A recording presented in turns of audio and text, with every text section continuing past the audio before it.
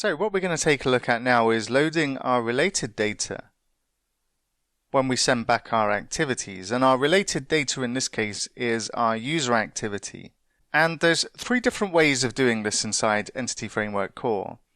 And if we just take a look at the documentation for loading related data, we have three different options. We have eager loading, which means the related data is loaded from the database as part of the actual query. We have explicit loading, which means the related data is explicitly loaded from the database at a later time. And we also have lazy loading, which means that related data is transparently loaded from the database when the navigation property is accessed. And what we're going to start with is eager loading.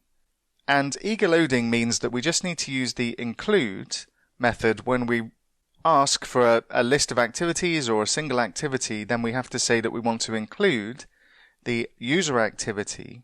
And what we'll also need to do is use the len include to include the app user as well. And that's what we'll implement now. So let's go back to our code. And I'm just going to open up the list.cs in our activities folder. And inside here, what we'll do is where we're getting our list of activities, what we can do is after the activities, we can say include, and we want to include the user activities. And what we also want to include is the app user as well. So we'll say x goes to x.appUser in this case. And let's just rearrange these. And what this means is that when we go and get our activities, we're also going to go and get not just the user activities, but it's going to go further and actually return our app user inside this. And we can also do the same for our details view as well. So let's take a look at details. And inside here, where we've got our activities, what we want to do is say .include, and we'll say x goes to x.user activity, and we'll need to bring in Entity Framework Core here, and that should be activities, and then we'll say len include x goes to x.appUser. Now what we'll find is that we can't use the find async method if we want to include related data, as this has no accessible extension method except in a first argument of type iIncludable queryable. So what we'll need to do is change this to a different method, and we'll use single or default async. And then what we'll say is that in the expression here, we'll say x.id is equal to request.id. And that removes that particular error. Now if we go and test this, we're going to see a bit of a mess inside our request, because what we're going to be returning is an app user object from this as well. But we'll just go ahead and do it just to see the effects of this. And I'll just click on Get Activities.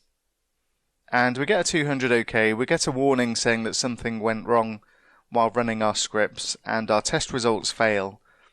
And if we take a look at what we get back, we do get back an array for the user activities.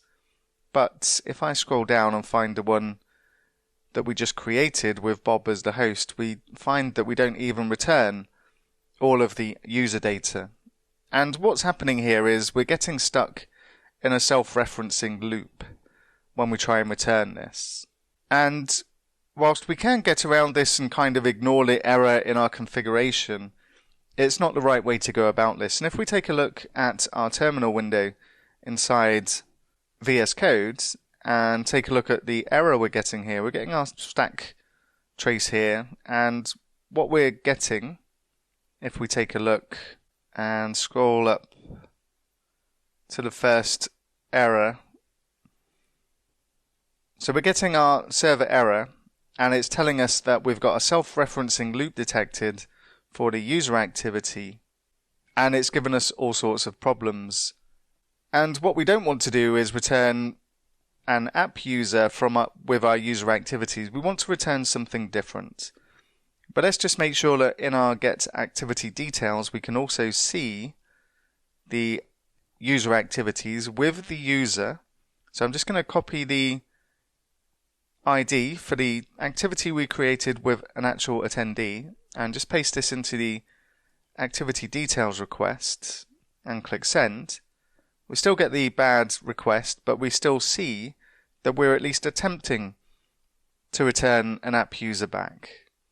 And once again, we're getting that self-referencing loop because our app user also has a user activities collection, and this is the cause of the problem.